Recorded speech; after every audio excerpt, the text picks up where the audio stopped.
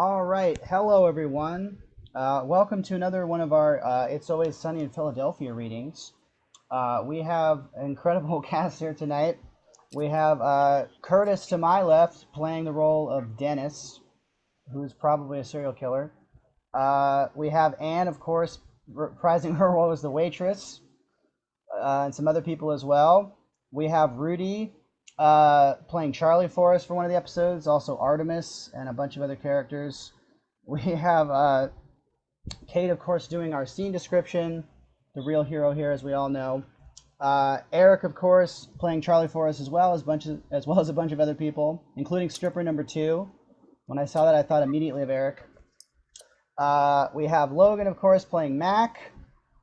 We have Jessica playing Sweet D, and Travis is here too. He'll be playing Charlie Forrest as well as a bunch of other people. And yeah, and I'll be playing the great Frank Reynolds. And yeah, so we'll be starting with Frank Learns the Value of Innocent Life. Let's do it. All right. This episode is written by Logan Horberg, based on It's Always Sunny in Philadelphia. Black screen. Thwack. God damn it, stop that, Frank. Thursday, 2:20 p.m. Snap 2, interior Patty's Pub, day. D, frustrated as always, stands behind the bar. Frank sits on a stool, his large boot in his hand, and several dead bugs splattered dead all over the bar. Well, what am I supposed to do? There's bugs all over the place. Yeah, I'm aware of that, but do you have to smash them on the actual bar? A cockroach skitters across the bar, and Frank raises his boot. Thwack! Ah, shit! What's with all the bugs? Charlie's been slacking off lately. Yeah, I've been meaning to talk to you about that. Dennis's backseat in this place should not look like a dumpster for once. Can you talk to Charlie for me? Get him back to work? I can try. Frank's eyes are trained on the bar. He raises his boot. No! She throws her hand down right as he swings, his boot catching her hand instead of the bug. Ah, god damn it! Enough! Enough of the crushing! If I don't destroy them, they'll overrun the place. There's a better answer than your filthy boot. Not only is the bar disgusting, but your foot smells like hot trash. Frank looks at D confused. He pops a small pill and notices another cockroach. Why don't you try this instead? D takes a rocks glass from behind the bar and catches the cockroach in it. She tips the edge up and expertly slides a coaster under the opening, trapping the bug. Frank stares, transfixed. Holy shit! Much more humane, and it doesn't get all those gross bug guts all over the bar. The back door to the alley opens as Charlie saunters inside. D! Absolutely not. Not until you do something about these goddamn bugs. Oh, they're not too bad. There's a nest in the women's restroom. The whole room hisses. Charlie reaches the bar and sees Frank, still wide-eyed and staring at the trapped roach. You okay, Frank? Frank turns to face Charlie. I'm fine. No more crushing bugs in the bar, all right, Frank? Frank turns slowly, facing her. Something's off. You've changed me, Dee. No more crushing bugs, I swear. D eyes Frank. Title card. Frank learns the value of innocent life. Interior Patty's Pub, later. Charlie stands at the back of the bar, staring at the corner of the door. Mac, coming in hot, bursts through the front door of the bar. Frank still sits at the bar, slowly drinking and staring at the bug trapped on the bar. Charlie, dude! Back here, bro! Mac reaches behind the bar and grabs himself a beer before heading over to Charlie. What are you doing? Thinking about the wasps. What wasps? Have you not noticed the constant hum around the door over last couple weeks? I just thought I was slowly gaining superhuman senses and I was hearing electricity. Can you hear electricity? D comes out of the office. You can't hear electricity, Mac. I didn't say I could. I said I thought that's what I was hearing. Not the point. Look, Charlie, I had a fantastic idea to get more people into the bar. How about instead of that, you two help me get the bar together? Dennis left me in charge when he went on vacation, and I need this bar looking good. Dennis didn't leave you in charge of a goddamn thing. He said, D, don't burn down the bar as he walked out of the door for vacation. That doesn't mean you're in charge. It doesn't. Shut up. I need to go to get some grenadine for the bar. Can you two idiots clean up for a bit? Charlie, kill the wasp. Frank? Frank snaps awake and looks over at her slowly. Yes? No more killing bugs. No more killing. Mac finishes his beer and turns to D. Why are you going to get grenadine? We're out. Who gives a shit? No one comes here to drink grenadine. We need to be fully stocked. You're an idiot. He scoffs and walks out the door. Mac turns his attention back to Charlie. I had the most brilliant idea this morning. Charlie's still intently focused on the door to the alley. We need to get more people into the bar, right? Seriously? It's totally empty in here. Frank's still sitting at the bar. He slowly picks up a glass. So what draws people into a bar? Food? Well, yeah, Free food. Booze. music, Charlie. We gotta get some new music in here. No! We tried the band thing before, and I'm not down to try that again. Who said anything about a band? I'm talking DJ. Frank still sits at the bar, holding the glass overturned, poised for action. DJ? What's a DJ? Have you heard of this, dubstep crap? What was that? Dubstep. Now, what the hell was that? Yeah, I don't really know, dude, but I was on the internet last night. I heard all this crappy music getting pumped into these dance clubs. We could be a dance club? We could totally be a dance club. And you know how we could do that? Get a DJ. Damn right. Let's go find one. Can we stop to get some chicken first? What? Sure, but then DJ. Cool. Frank, lock the bar! As Charlie and Mac leave, Frank slowly lowers the glass onto the bar. The door to the bar closes, leaving Frank alone. Frank slowly leans forward and stares into the glass. Trapped inside is a lone insect. You're my first. Frank pops another small pill. Interior bar supply store later. Dee walks into the store and looks around. Jesus. She reaches into her bag for sunglasses. It's brighter than last call in here. Dee puts on the glasses and starts looking around the shelves, trying to find the grenadine and get out of there as fast as possible. Welcome to Barkeeper. Can I? Dee turns and recognizes her. Oh, hell. What are you doing here? Working? No thanks to you. Me? What did I do? What? You lost me in my last job. Last several jobs, in fact. That's not how I remember it. Whatever. What do you want? Are you sure you should be working here? What's that supposed to mean? You're an alcoholic? Rude. Aren't you tempted with working here? No! Just, what do you want? Grenadine. The waitress turns around and grabs a bottle off the shelf and hands it to Dee. Anything else? Well, no, but Cool. Bye. Checkout is that way. The waitress storms off, leaving Dee behind. Interior small office later. Charlie and Max sit behind a small table as a loud dubstep echoes around the room. They look back and forth from each other to the DJ standing in front of them, just rocking away in his own little world. So what do you think? I think I hate it. My whole head feels like it's in a pin shaker. Yeah, but that's exactly what we need to bring this into the bar. What? Why? Well, no one will hear a damn thing. They get huddled together and suddenly they're talking about how much they hate the music and how much it sucks and how best they can fix it. We can buy an assload of drinks. What? Huh? Charlie turns to face the DJ, who stopped the song with no rhyme or reason at all. So, what do you think? Honestly, dude? It was terrible. Yeah, pretty purely awful. DJ looks visibly upset. But that's what we're looking for. Can you give us a sec? DJ just nods, confused, as Travis always is, and leaves the room. What do you mean that's what we're looking for? Okay, look, I've been intensely studying this shit for days now, and there's only one reason I can think of for why this crap is popular. What? People go to bars and want to hear music and dance and grind up on each other. With you so far? But this music, it's all over. What if it's so popular because people go to the bars and the music sucks and they drink more? It's science. That doesn't sound like science at all. But it is, dude. See, that's what we needed in the bar. But our bar already sucks. Yeah, I know. Dee's really been slacking. How does this music help? Look, people will come into Patty's because it's cool that we have a DJ. Maybe a DJ with a catchy name. But once they're inside, we make them want to drink by pelting them with loud, terrible music until they want to buy more drinks. Till they're so drunk, they just want to rub up against each other. That'll definitely be the outcome. Would they want to grind up against us? Oh, sure, dude. Of course they will. We'll be giving them the drinks. Well, I like the sound of this, dude. But hear me out for a second. I thought it already was. Who's going to get the most amount of grinding? Us? No. douchebags? No, Charlie, the DJ. Oh, right. Yeah, so why don't we just become the DJ ourselves? But I don't want to be in front of an audience, dude. I've got anxiety. I know, dude, but we can protect you. You know those desk pop guys? The helmet guys? The helmet guys, Charlie. You hide your face with a helmet. I'd do it if I had a helmet. Can it be a rocking helmet? Oh, it would have to be. I think we should do this, dude. It'd be our thing, dude. We're gonna kill this dubstep thing. Interior Patty's pub later. Dee comes back into the bar, grenadine in hand, and strolls behind the bar. She stops for a moment and listens. Shit. The low hum can still be heard.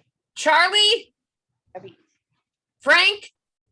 The door to the back office opens, and Frank comes out looking a little more haggard than usual. Deandra, Where's Charlie? how should I know? He's supposed to be taking care of these goddamn bugs. I haven't seen him. A wasp flies by Dee's head, and she starts attacking it with a grenadine bottle. I do not have time for this today, Frank. Dennis is going to be back later today, and the bar has to be, not a shithole. Frank's eyes lock on the wasp as Dee puts the grenadine away and notices something off behind the bar. Where did all our glasses go? Frank snaps back to reality and looks at Dee. Crazy bastard's been smashing them, throwing the shards in each other's eyes. Well, now I have to go back to the stupid store and deal with that waitress. I'll hold down the fort. Frank's eyes shift back to the wasp as he slips another pill out of his pocket and pops it in his mouth. Either find Charlie or take care of these bugs. Can you do that, Frank? You got it, sweetie. Dee leaves as Frank reaches behind the bar and pulls out one of the glasses. Frank twitches. Frank's eyes stay trained on the wasp as he slowly catches it in the glass. You'll go nicely with the others. Frank grabs the glass and coaster, stares at it wide-eyed, and moves towards the basement door. Cut to interior Charlie's apartment later. Mac paces the room as Charlie sits on the couch, trying to handcraft himself in a magnificent helmet out of hot glue and PVC. How does this look? I was thinking eye holes here. Whatever, dude. Don't be snippy with me. What's wrong? I can't think of a good name for us. What do you mean? We need a name that's going to make people want to come into the bar. With you so far? But we don't want to sound douchey. Like Excision? Exactly. Mac moves towards Charlie's fridge and cracks open a can of beer. Charlie juggles a glue gun in one hand and a chicken drumstick in the other. Charlie stops and looks at Mac. Do we have another one of those? You get this one for $1. What? Like, you got that out of my fridge? I don't know, man. There's no such thing as a free beer. But that's my beer. They take a beat. Charlie takes a bite of the chicken. Trade to the chicken for the beer? Deal. Charlie stands, gets tangled in the cord of the glue gun, and swaps his drumstick for the can. Mac takes a swig of the beer. I think I just had an idea, dude. Charlie's eyes widen, a thought shared. Cut to interior bar supply store later. Dee walks back to the doors and instantly puts sunglasses on. She moves over to the glasses and starts looking through them. The waitress clocks her from across the store and heads her way. Her manager, somehow sterner, watches them both. Back again? God damn it, not you again. Figured you needed to cause more chaos. What? I just needed some glasses. Can you just get your stuff and leave? I'm trying. Don't be mad just because you're tempted to drink. Excuse me? Is there a problem over here? Yeah, your employee is being super rude. So sorry, ma'am. Wait, what? I was just trying to get some glasses and your employee was just so rude. I apologize, ma'am. I'll be sure to deal with this situation. Manager turns to the waitress. Could you follow me, please? The waitress eyes Dee as they both leave her there. Cut to interior Patty's Pub back office later. Mac and Charlie bustle around the back office. Run me through it. We got helmets? Mac gestures behind him. Check. Speakers? Yeah, I think we got everything. What about the music? What? Like, the music we're actually playing? I don't. What do you mean, dude? We have to play music. In the bar! Yeah. What music? Oh, I got an iPod. Oh, cool. Charlie hops down. Dude, loving the name, by the way. A small sign sits next to them. Tonight, free chicken and beer. I mean, Who's gonna see that and not stop inside? Totally. A beat. I'm gonna go get a beer. Yeah, one for me too. Charlie and Mac leaves the office and start prepping their sets. Cut to interior Patty's Pub continuous. Mac and Charlie are hard at work at a small table as Frank pops another pill at the bar and scurries away to the basement.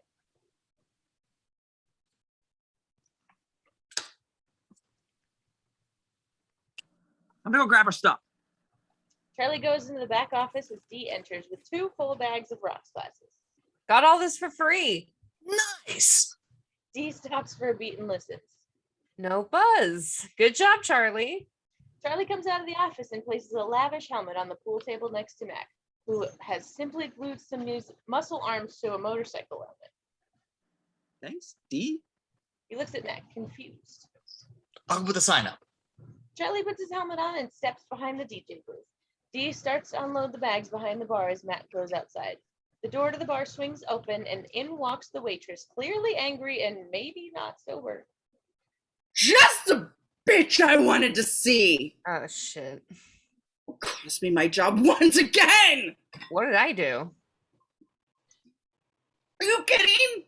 All I wanted to do was get some glasses. You're the one who came on like a raging bitch. Well, because of you, I've got nothing again. And I figured since you are so sure I'm going to drink, I'm going to make sure your bar supplies me. Where's the free beer? What? There is no free beer. Who cares? I'll take a bottle of rum. Your way of getting back at me is to pay me for booze. The waitress slams a shot as the still helmeted Charlie notices her. Tracks to me. Another. Line them up. The music starts bumping as Charlie hits the play button. Mac re-enters, smiles, and slides the visor down on his helmet. He crosses to the DJ booth and starts dancing along. Charlie barely moves his eyes as they stay locked on the waitress. The volume slowly starts to bump louder and louder as Charlie turns it up, trying to get her attention. With every pulsing beat, Dee seems to get more and more irritated. Cut to interior Patty's Pub basement. Frank stands in the middle of the dark basement, all of the shelves stacked high with glasses. He moves amongst them, seeing the hundreds of insects trapped inside. We continue to be confronted with what is truly called the Great Work. He moves close to a section completely filled with wasps. Living the truth, we know. Frank stands in the center of the shelves as he slowly raises his arms, dancing to the drug-induced music in his head. The proof of his sufficiency, however, is not that he conquers the world, but that the world doesn't conquer him. Every glass on the shelves is shaking and pulsing with the music at this point. This is his initiation. A small glass falls off the shelf. Cut to Patty's Pub. The music reaches its loudest note as Mac dances feverishly. Charlie simply stares at the waitress. Dee walks over to the booth and turns off the power strip. This is giving me a headache. Can you just stop? The low buzz returns. What the hell is that? Mac pulls off his helmet and listens. A rockin' jams! Dee hits him in the arm. No, that buzz. They all turn to face the door to the basement. Dee moves slowly towards the door as the buzzing gets louder and louder. Mac slowly reaches his hand out for the knob and opens the basement door. Cut to basement. Frank stands in the middle of an insect vortex as all of them swarm without a single one landing on him. Frank's eyes are wide as he slowly looks towards the now open door. He shall not become a god among men, but rather a man among beasts. Frank's hand gestures towards the door, and suddenly the insects swarm. Smash cut to pub. Thousands of bugs fly out of the door from the basement and into the faces of Dee and Mac. The bugs scatter and fly against the windows, darkening the bar. Dee screams and dives behind the bar as various bar patrons scattered at the bug onslaught. Mac drops into a karate stance. I got this! Mac starts his karate moves, trying to hit as many bugs out of the air. His karate shouts turn into screams of pain very quickly. Yeah! Ow! Ow! Ow! Ow! Shit! The waitress freaks out and drops to the ground. Frank slowly moves out of the basement as the bugs swarm around him. Charlie stands at perfect attention. Without a second's hesitation, he dives towards the waitress, tearing off his helmet. I'll protect you! Charlie starts grabbing handfuls of bugs out of the air and shoving them in his mouth. I'll bite you first! As Charlie shoves handful after handful of bugs into his mouth and chopping them into pieces, Dee pops back up from behind the bar with a bottle of hairspray and a lighter. Die! I'm hanging out with her in the apocalypse. Dee starts blasting her new makeshift flamethrower, trying to kill as many bugs as she can. The fire reflects off of Frank's glasses as everyone fights to kill as many insects as they can. Chaos. All hell has broken loose. In that moment, the front door to the bar opens and there stands Dennis, looking relatively well rested from his vacation. He stops when he sees this mess unfolding in front of him. Dee, you goddamn bitch. He nods in his head in disapproval. Screw it. I don't need this. I'm taking a few days off. Dennis closes the door to the bar and leaves as the rest of the gang are left screaming and fighting for their lives. Cut to end credits.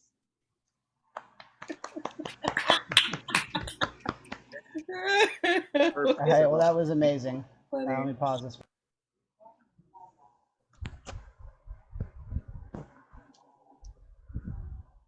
It's Always Sunny in Philadelphia. Dennis Has AIDS. Written by George Graham. Cold open. Title, 12 p.m. on a Monday, Philadelphia, Pennsylvania. Overtitles we hear. I love it, Charlie. Ugh, this is pathetic. Fade in. Interior Patty's Pub day. Charlie and Frank sit at the bar. Charlie has his arm around Frank. Frank weeps. Dee stands behind the bar, drowning a beer. Come on, Dee. Can't you see the man is hurting inside? Oh, please. Frank, you and Artemis are the most disgusting couple I've ever seen. You want to hear about some real lovin'? I got a new beau who's currently bench pressed his way into my love box. Dee leans in closer and winks. You know what I mean. The door bursts open and Mac enters proudly. Hello, bitches! An announcement. Mac stands aside and holds the door open. Dennis enters with confidence, but not nearly as much exuberance as Mac. Here he. Dee, could you bear me?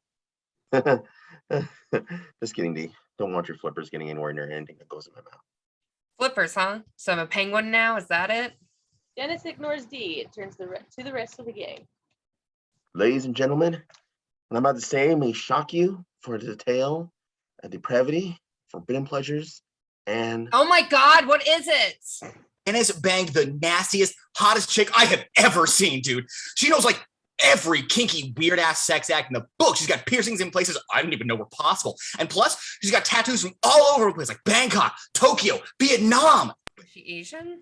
Frank lifts his head. Nam. No? Okay, great. Artemis and I was gonna visit Nam. I was gonna show her the jungle where I did absolutely nothing. All right, then. Back to me. Wait, dude. At least tell him the best part. This chick! She says next time's gonna be a threesome! Mac high fives a reluctant Dennis. Threesome! Oh, hell yeah. Maybe I could cut myself a slice of that. Well, first of all, Charlie, this threesome would be taking place with Mac or you or any other dude for that matter. A man of my means is not engaged in threesomes with other dudes. Dennis Reynolds is a man of strict principles. Chief among them is his ability to draw women to him like moths to a fully erect flame, if you will. And second of all, this is in fact a threesome we're talking about, as in 3 people will be involved. Right. Yeah, I read you. Charlie counts Mac, Dennis, and himself. 1, 2, and 3. Dennis's phone rings. He answers with a smile. Why, hello. We're just talking about you. It's her, dude. It's the chick. Brilliant. What's wrong? Did you forget something? Uh-huh.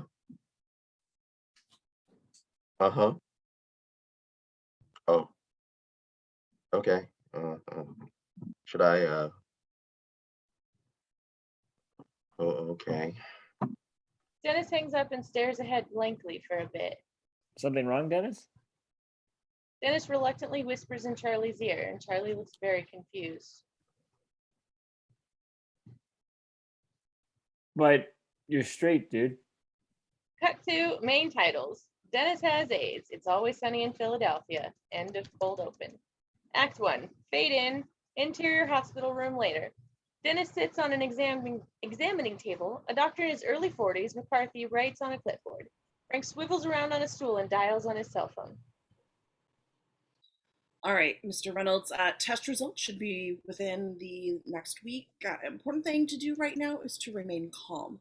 Okay, just because a sexual partner has tested positive for HIV does not necessarily mean that you've contracted it, and there's always the possibility that the original test was inaccurate.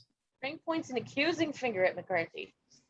Hey, don't give me that crap, Doc. You let my kid die, I'll go Ned Beatty on your ass. Yeah, hello? Mimi, it's Frank.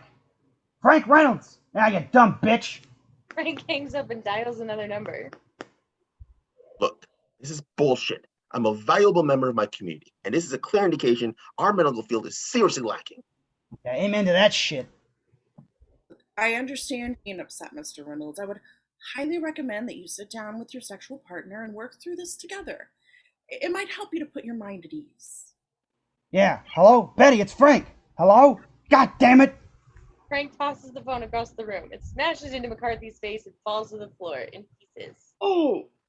Alright, we out. Interior Patty's pub. Mac and Charlie sit at the bar, dejected and surrounded by empty mugs. This is so typical of Dennis, dude. Like, he never thinks about the consequences of his actions. He just does things, you know? Yeah.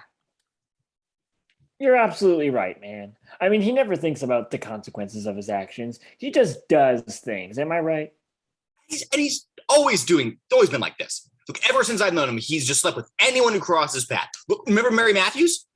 Shit, dude. Could never forget her. She gave me a handy in detention. That was you? Shit, yeah. That was me. The point is, Mary Matthews was a sweet little freshman until she met Dennis. Then suddenly she was the school whore providing sexual favors to bottom barrel students. Nah, dude. You know what? That wasn't me. That was Ernie Naylor. With 3 balls? 3 balls, dude. I have a plan that'll ensure this kind of thing never happens again. Time travel. What? We build a time machine. We go back to when we started high school. We tell freshman Dennis not to bang everyone in sight. But then, oh shit, if we reverse that, imagine what else we might do. I might never been born, dude. Charlie, if you were already alive in the high school days, you'd still be alive in the future. You might die, but you wouldn't not be born. I think you're a little hazy on how time travel works. Look, just listen to me, goddamn. Look, I say we start a safe sex group for the local high schools and ensure Philly never sees the likes of Dennis Reynolds ever again. Yeah, that's not bad. But let's definitely pocket the time travel thing for later. Interior gym. A buff young man in his 30s, Chad, lifts a heavy-weighted barbell with ease. Dee, drenched with sweat, wheezes on a slowly moving treadmill next to him. She grabs an enormous thermos and pours water all over herself. Everything okay back there? Dee quickly tosses the thermos aside and starts a steady jog. Oh, you know it. Exercising's my thing. Yeah, I can tell. I mean, you're practically skin and bones. Thanks. I mean, that's a compliment, right? Yeah, of course. Chad sets the barbell down and adds more weight. I mean, admittedly, you could probably do to gain a few pounds, add a little more meat on. You're saying I'm too skinny? No, not at all. Because I like to eat, my friend. Don't think I'm some dainty vegan or some shit. He points to her stomach. This used to hold life in it. And believe you me, I was packing on pounds like it was nobody's business. So You look great, Dee. Great. Really. Dee nods, maintaining a big fake smile. A beat. She turns off the treadmill. no, you know what? Enough of this health bullshit, Buster. Let's eat because I'm starving. Interior apartment complex. Dennis and Frank walk down a dilapidated, grungy hallway. Dennis holds a sheet of paper and attempts to match the number on the sheet with the number on one of the doors. They pass a few unconscious people, most of whom are drug addicts based on the paraphernalia surrounding them. You banged a chick who lives here? You got a goddamn death wish? Shut up, Frank. Look, she's very beautiful and seductive. and we were both very drunk. And I didn't even bring you. Moral support. Dennis sees police tape across the doorway of a room ahead and walks towards it. He checks the number on the door and his eyes widen. What the hell are you stopping here for? Frank peeks into the room. Who's the dead bitch? Frank looks at Dennis, then the room, then back at Dennis. Oh, shit. Exterior high school quad. Mac and Charlie wield multicolored flyers and wave them into the faces of a sea of disinterested students. This blows, dude. Don't these little assholes know what we're trying to do for them? I think the problem is, Mac, we went with your flyer idea when we should have clearly gone with mine. Your idea was terrible, Charlie. Trust me on this. Charlie reaches into his pocket. All right. We'll just see about that. Charlie pulls a folded up poster from his pocket and stops a young female teacher passing by. Excuse me, ma'am. Would you mind telling me which of these posters makes you want to have unprotected sex less? Charlie hands her his flyer, then Mac's. Mac appears angry as the confused woman stares at each poster. The teacher points to Charlie's poster.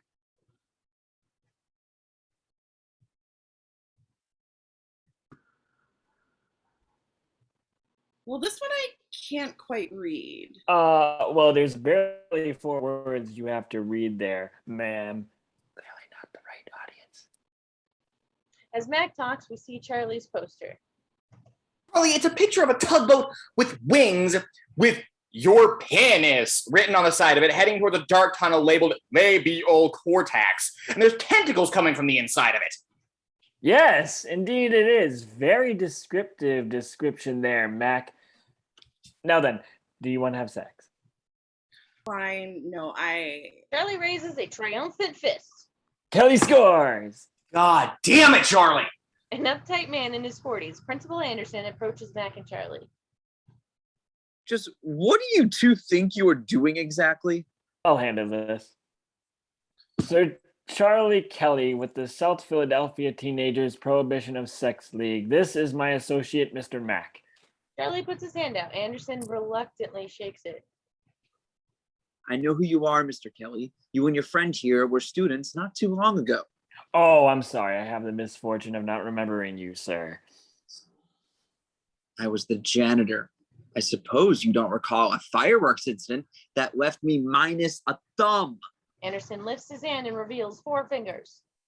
Oh, shit. Yes, I am now remembering that. Sorry about that, dude. Now then, recently another of our associates was diagnosed with the severe sexual ailment, and we're here today to ensure none of your students meet the same fate because, sir, let's be honest. Charlie puts his arm around Anderson.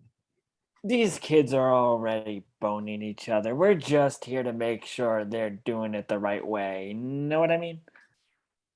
Yeah, I want you two to leave immediately or I'll be forced to call the police. Mac nudges Especially Charlie you. aside. Listen, this is about something bigger than you or me. This is about the American media pressuring teens to engage in premarital sex on a daily basis and never stopped to ask whether they feel equipped or not. Before you know it, your daughter will be bent over in some crack house crying out for daddy all because you wouldn't let us pass out a few flyers. Mac hands the speechless Anderson a stack of flyers. Then you take these and you give them to your damn kids. Anderson reads one of the flyers with a frown. Come down to Patty's Irish Pub for free lessons on the art of spiritual and most of all, consensual sex that is risk-free. Weekly meetings will be held and conducted by experienced adult members of the community in the Patty's basement. Free drinks. Anderson looks up at Mac and Charlie and they nod proudly. First meeting tonight. Don't be late. And in case we are not making it clear, we are giving you free condoms. For real. You know what, dude? I think yours is better now that I hear it read out loud. Mac nods proudly. Interior Patty's Pub. Dennis sits at the bar, downing another in a series of shots. Frank and Artemis sit down, sloppily making out. I'm so glad we made up. I just couldn't go another day without my Frankie Poo. Dennis shakes his head, takes another shot. Mac and Charlie burst through the door. Oh, this is bullshit, dude. That son of a bitch had no right to confiscate our flyers like that.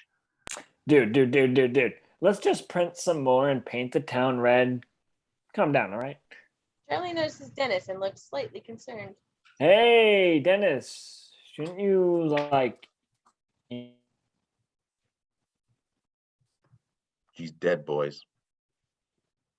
What? Who's dead? The chick, the woman, delicate flower that wilted at the touch of something far greater than you or I could possibly comprehend. Okay, are you gay? No, I'm not gay, Mac. In fact, I'm just the opposite.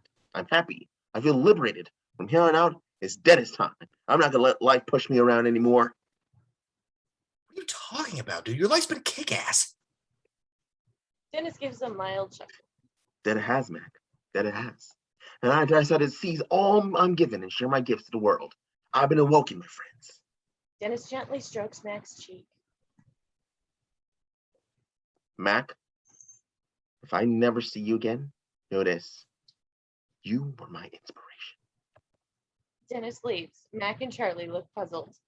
Exterior Patty's pub.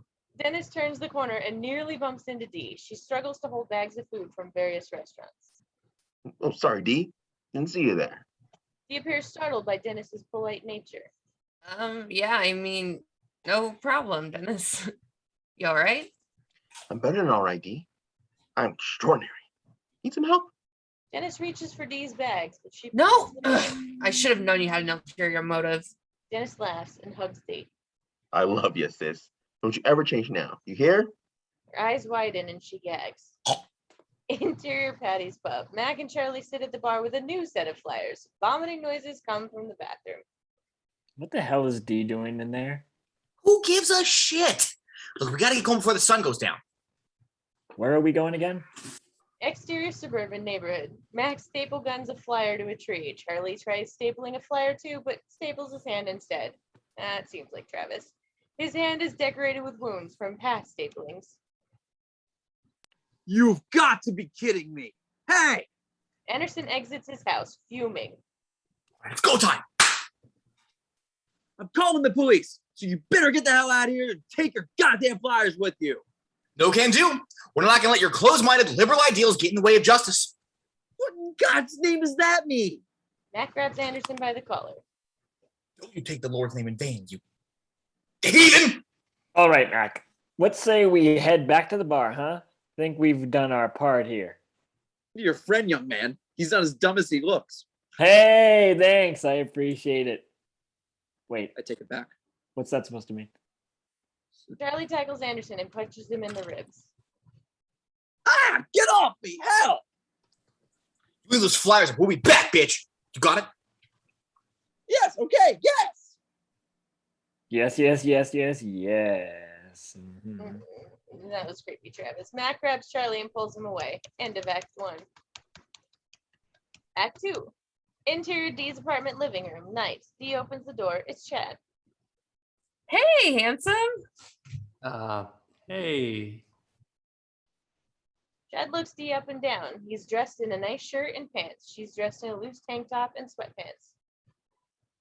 Are we still going to dinner? She scoffs. Going out. You got a girlfriend who can make a kick-ass dinner all on her own, buddy boy.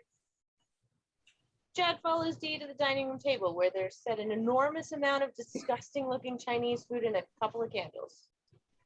You made all this. Elsie, I did. Think you should keep me around, mister. She leans in for a kiss, but Chad backs up, repulsed. Have you thrown up recently, Dee? Oh, yeah. Whoops. Was going to tell you all about that. I got a great new method that's going to keep you and me out of the gym right here where we belong. I don't understand. Well, if you stop interrupting me, I can finish my thoughts, sweetie. See, I eat whatever I want, and you can too. Then afterward, we just... She sticks her finger down her throat and gags loudly. Pop goes the weasel, foolproof. Chad's not sure how to respond, and Dee laughs and motions to her mouth. Let me make this more presentable. You can get started if you want. I mean, if you want. Wouldn't be offended if you insisted on waiting for me. Chivalry never dies. Know what I mean? She darts to the bathroom. Chad looks around, uncomfortable. Yeah, listen, Dee. I think I should get going. She gargles and spits loudly from the bathroom. What? Why? She runs over and embraces Chad. Come on, night's just begun. Play your cards right. Might get a look at my other oven tonight, where the magic happens. She whispers in Chad's ear. Yes, Dee. I'm aware you're referring to your vagina. Chad heads for the door, but Dee appears annoyed. You know, this dinner cost me a pretty penny. Chad points to an empty delivery box from a place called Uncle Chang's behind Dee. Oh, yeah, well, who are you to talk about being thrifty, huh? You buy your shoes at Baby Gap. I was born with very small feet, Dee. That doesn't make me thrifty. It makes me unique. She rolls her eyes. Chad slams the door behind him. Interior Mac and Dennis's apartment, living room night. Dennis sits on the couch with the beautiful young Casey, 20s. They drink champagne. Soothing, romantic music plays in the background. That's my story, I'm afraid. Now, I guess this means we can't. Guess not. Thank you for being so honest. You're a very brave person. Casey scoots closer to Dennis. Yeah, I guess I am. Mac enters and sees Casey. Oh. Hey there. Look, if I knew you were having company, Dennis, I would have, No need for that, Mac. Casey and I were just having a little chat. Casey puts her head on Dennis's shoulder and Mac looks angry. Interior Frank and Charlie's apartment. Night. Frank angrily removes sheets from the bed. Charlie stands next to him holding a large bag of condoms. I'm just saying, dude, you don't pull that kind of shit in the bed. We sleep in together. Oh, for Christ's sake, it's just ketchup, Charlie. Doesn't look like ketchup, Frank. Kind of looks like Artemis doesn't know how to manage her cycles. Charlie's phone rings and he answers it. Hey, what's up, dude? Interior Mac and Dennis's apartment, Mac's bedroom. Mac lies on his bed, gripping his phone in a fist. We gotta step this shit up a notch, bro. Dennis is changing and it's making me very uneasy. All right, dude. I read you. What did you have in mind? We need to ask those kids for donations to get an AIDS drive or some shit. Give Dennis an idea that this is something that can be beaten. Sounds great, dude. Very Bono. Right, Bono.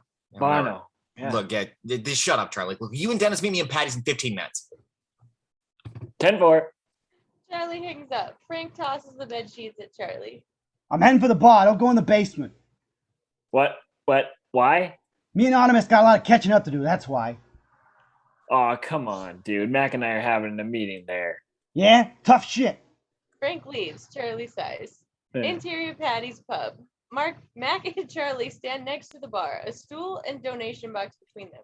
On top of the bar is a stack of construction paper and a pointing stick. Seated in front of Mac and Charlie are about a dozen high school students looking bored. All right, then. Thanks again for coming to Patty's first Safe Sex for the Youth of South Philly meeting. Sorry we had to move. Do we get condoms? All in good time, little boys. Don't interrupt, okay? Little boy, I'm 16. Do we get diaphragms too? I got this one. This isn't the Museum of Natural History, young lady. I mean, we're just two cash-strapped dudes trying to do some good around here. Everybody just shut up and let us talk, okay?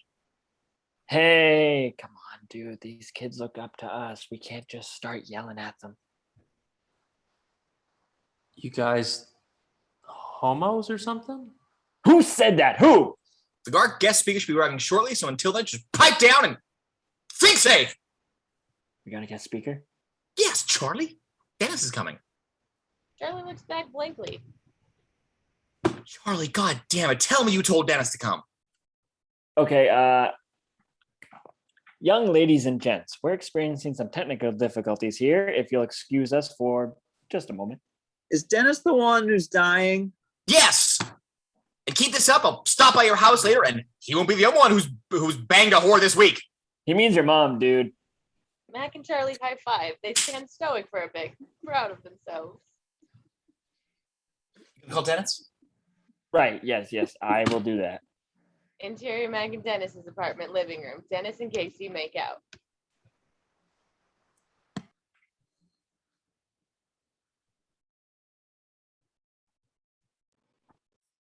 This is so wrong. I know.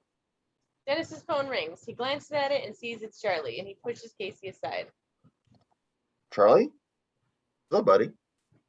In Patty's pub, Mac positions the pointing stick at a blurry picture on a piece of construction paper. Anybody know what this is?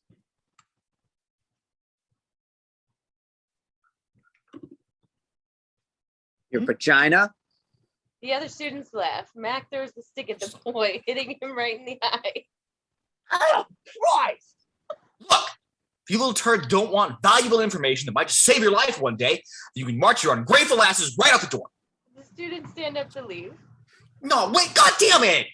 Charlie pulls out a whistle and blows hard. Ow. Okay. Next kid that tries to leave or talks back to me or Mac is going to answer to the rat stick. Charlie reaches behind the bar and smacks his rat stick against his hand. Comprende usted? The kids slowly sit back down. Dennis and Dee enter. Okay, boys, bring it on. Hey, what are you doing here? Jeez, Louise, unscrunch those panties there, Mac. Heard there was going to be munchies is all. Are you the junkie? No, I'm not, little boy, and you shouldn't talk to your elders like that. Elders? What are you, like 50? Okay, simmer down. Nobody's gonna be yelling at anybody anymore. Dennis leans against the bar. Boys, girls, we gathered here today for a good cause, aren't we? Cause has affected millions and will continue to do so unless we all tell that cause to take a hike. Am I right? Dennis reaches over and picks up the donation box. Not asking for much, buck or two, but do know that not giving, well, that's the same as not caring. Without kindness, there can be no progress. Without love, there can be no acceptance. And hopefully with enough money, there can be no AIDS. Thank you. The door flies open. A young woman in her 30s, dressed rather drab in a closed jacket and jeans with faded tattoos covering her arms and face, enters. This is AIDS Chick. We meet again, Dennis Reynolds. Do I know you? What? You don't recognize me? AIDS Chick takes off her jacket, revealing the leather corset. She reaches into her pocket and pulls out a handful of piercings. Maybe if I put these in, ink these up a little bit more. AIDS Chick! Yeah, AIDS Chick. No, don't even bother to learn my name. Just have your way with me because I'm dangerous, right? Because I look like I know what I'm doing. Well, screw you, pal. I don't quite understand what's going on here. You don't have age, Dennis. He heads for the bathroom. Excuse me. You know, I could have just let you live your life in fear till the results came in. But then I realized, no! I wanted to see your face when you saw the girl you finally bested, Dennis Reynolds! The biggest douchebag in all of Philadelphia. Me? You think I am the biggest douchebag in all of Philadelphia? How dare you? Mac's eyes light up. He nudges Charlie. This is it, dude! He's back! I've never been so insulted in my life. I mean, I supply women with passion, a shoulder to cry on. I'm everything a woman could ever want in a man who values women more than me. The front door bursts open again. Chad enters, panicked. Is D here? Bathroom. Mac rushes to the bathroom door and pounds on it. For God's sake, D, don't do it. You've got so much to live for. Mac and Charlie laugh. Dennis joins in. Chad, wow, you came. Of course I did, D. Please don't kill yourself. Yeah, about that. Was kind of just trying to make you feel bad for leaving without eating the dinner I bought for us, so... Chad steps back, heartbroken. D, I can't be with someone who manipulates my emotions and has no concern for their health. It's over, D. I'm sorry. Oh, come on, Chad. You're overreacting. One sec. There she blows. He violently vomits. Chad runs out the door weeping. Anyway, how is this all possible? I went by your place. I saw cops and a gurney and police tape and Not hard to fake your death when your ex-boyfriend's a cop, numbnuts. The front door bursts open again. 3 police officers enter with Anderson, who points at Mac and Charlie. That's them. All right, fellas. What do you got going on in here? How old are you? Team officer, I can assure you they're all perfectly legal and that all proceedings have been done with the utmost caution. She emerges from the bathroom, wiping her mouth. Whoa, what'd I miss? Another officer looks through the construction paper, disgusted. Quite the collection here, fellas, and hefty amount of convictions to go with them. You know it. Serving alcohol, housing minors in a bar, exposing minors to sexual material, assault and battery. Assault and battery? Anderson scowls. Oh, right. Yeah, that's fair. I'm not usually one to take things personally, but you people, you really make me sick. First officer takes out handcuffs and Dee laughs. Oh man, your guys' ass is grass.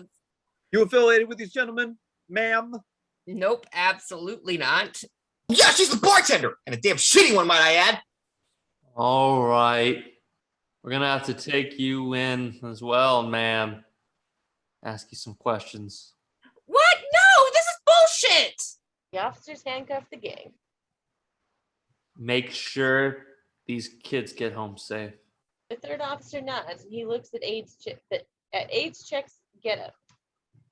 Didn't you used to date? Eat me! All right, come on, kids. This sucks. Third officer leads the kids outside. AIDS chick follows. Frank and Artemis peek out from the basement door, nude and covered solely by a twister mat. What the shit's going on up here? I don't know, but it smells like vomit. Vomit makes me horny. They look at each other and run back downstairs, giggling. In the backseat. Interior prison cell night. Mac, Charlie, Dennis, and Dee sit in a row, silent. Frank and Artemis approach with an officer. Hey, assholes, gotten ass raped yet? Frank, you came. Yeah, well, I was gonna let you rot in here for a few days, but Artemis used to bang the judge, so he dropped the bail. Wow, thanks, Artemis. You man, Artemis! It was my pleasure, but you owe me. Gang laughs and nods. I'm serious. I will call on you sometime in the near future, and you will do anything that I request, no questions asked. A beat. The gang shrugs. Sure. Just as long as it doesn't involve like wearing a tie. Interior police station. The gang heads out and AIDS chick enters. hey, long time no see. Maybe I'll give you a call sometime, huh? Screw you, Dennis. Mac and Charlie laugh and pat Dennis on the back. Ah, the big D's back! Good to be back, gentlemen. Dee rubs her stomach. Ugh, you guys hungry? I'm starving. Waste of money if you're just gonna puke it up back up. Puke it up back up, D. No, that's over. Chad dumping me made me realize that my body's fine just the way it is. Shut up, D. Where do you guys want to eat? I know a great place. Smiles at Frank. He snickers, smacks her butt. Lead the way, baby. They all head outside. Oh, so dude, is that threesome still on the table? Mm-hmm. You're an idiot, Charlie. Fade out. End of episode. It's Always Sunny in Philadelphia. Episode 201. The gang gets crippled. Cold open. Title: 2:30 a.m. on a Monday, Philadelphia, PA. Overtitles we hear. Come on, one more. Mac, that's enough. Just one more. Fade in. Interior Patty's Pub night. Charlie, Mac, and Dennis stand around the bar holding whiskey over full pints. Fine. We'll do one more. Then we go to the strip club, okay? One more in the strip club. Got it. Let's do it. One on the count of 3. 1, 2. Mac drops his shot down early and starts chugging. They all follow suit. Dennis and Charlie finish the same time, well before Mac.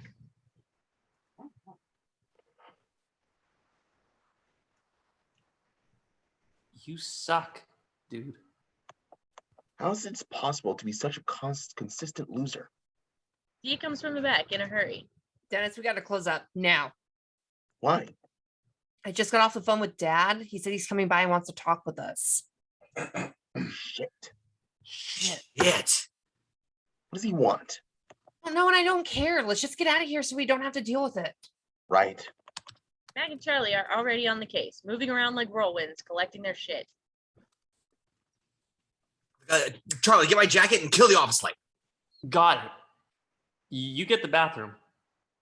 What are you guys doing? We don't want your dad around either.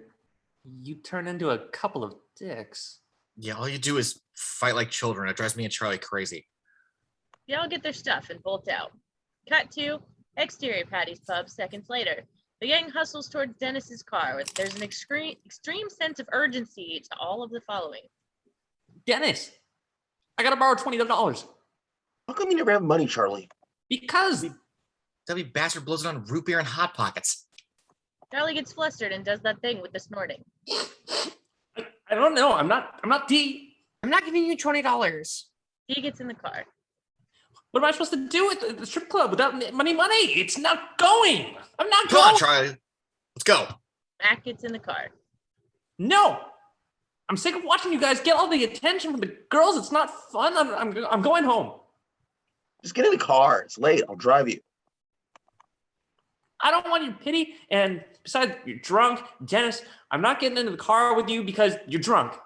Charlie storms off angry, and Dennis is equally angry. Can we go, please? Dennis gets in. Let's go, dude. All right. Starts the car. Who's Johnny? The 80s Bonner anthem blasts at full volume. El DeBarge, huh? Shut your mouth. Puts the car in reverse. Dennis, put your lights on.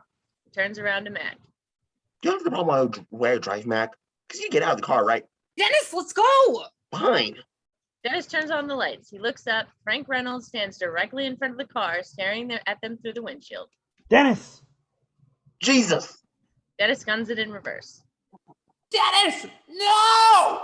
Blam! Charlie is shot straight up in the air onto the trunk and finally rolls off into the street. Cut to main titles. The gang gets crippled. It's Always Sunny in Philadelphia. Act 1. Fade in. Interior hospital later. Dennis, Dee, and Frank are in the waiting room. Dennis is in a fury. Frank seems depressed, beaten. Dad, why the hell were you creeping around the bar like that? I have something very important to tell you. What could possibly be so important that you'd come to the bar at midnight? Your mother's dead. What? Oh my God. No, she's not dead. We're getting divorced, though. Why would you tell us that? She's dead. It's an old business tactic. Drop a bomb, then soften the blow. You never tried this? That is a horrible thing to do. It's a terrible business tactic. Look, the point is, it's over between me and your mother. I'm leaving her. She took off for Jamaica a week ago after I broke the bad news to her. Why would you leave Mom? Well, I've been asking myself the big questions recently, and I realized that I don't like who your mother turned me into. The country clubs, the big house. I'm getting rid of all of it. Getting rid of how? Well, for starters, I'm going to give all my money to Cherry. Then I thought I'd hang around with you two. Get to know you kids a little better. Maybe make up for... Wait. Slow down. What did you say about the money? I'm giving it all away. Why would you do that? That is so stupid. It's stupid. Where are you going to give it to? I don't know, poor people, I guess. Poor people? That's so stupid. You have got to be kidding me. I can't believe this. First, you forced me to run over Charlie. Then you tell us that our mother is dead. Then, oh goddamn blue, you want to be our dad again? And the money. You can't just come back into our lives. It doesn't work that way. It's too late. And the money. And the money. My God, Dad, the money. Dennis and Dee storm out. Frank is left alone. He sits dejected. After a few silent moments, Mac wheels out Charlie. He's got 2 broken legs and a bandage over his shoulder. Hi, Frank. Hey, Where are Dee and Dennis? they just left. Oh, why? I don't know. Oh, The three of them stand in silence, sadly. So, want to go to the strip club? Cut to Interior Gentleman Jim's strip club later. Charlie, Mac, and Frank sit at a table. Stripper music pulsates in the background. I don't know. I've been manically depressed for the past couple of years, and I'm not really sure what to do. I thought maybe reconnecting with my kids might help. I just feel like I need a serious change, or I'm gonna kill myself. Right.